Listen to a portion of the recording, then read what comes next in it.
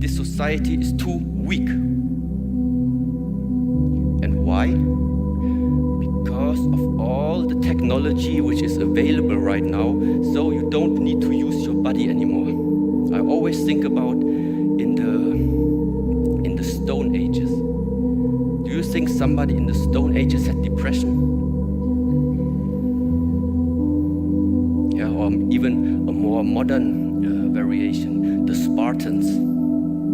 Do you think they had depression?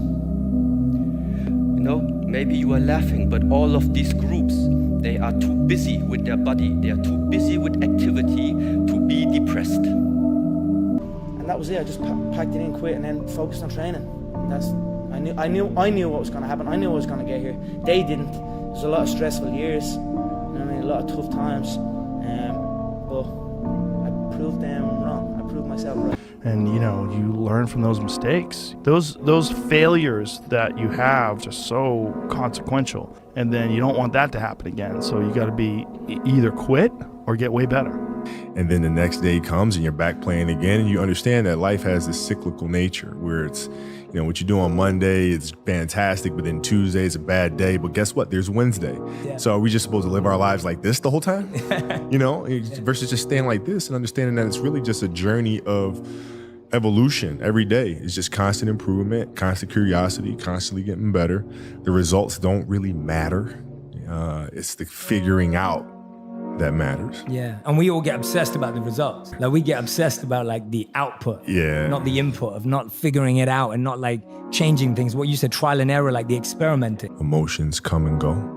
The important thing is to accept them all, to embrace them all, and then you can choose to do with them what you want versus being controlled by emotion. A lot of times I've seen players, even myself, when I was younger, being consumed by a particular fear, and to the point where you're saying, okay, it's not good to feel fear. I shouldn't be nervous in the situation, and it does nothing but grow. Versus stepping back and saying, yeah, I am nervous about the situation. Yeah, I am fearful about the situation. Well, what am I afraid of? And then you kind of unpack it, and then it gives you the ability to look at it for really what it is, which is nothing more than your imagination running its course. Yeah, absolutely. Yeah, I love that, because what you're saying is that when you're dealing with something, it's almost like, how can I get to the root of it? Yeah. Because sometimes what we're dealing with, like you're saying, it's an imagination, an illusion. It's not really... It's not really a thing. Next time you're facing a fear, next time you're going against something, do that. Like literally unpack it. Don't just settle for your first answer, because the first answer is rarely the right one. Don't hide from it. You got to be able to look at it and, and deal with it head on. Yeah, I love that, man.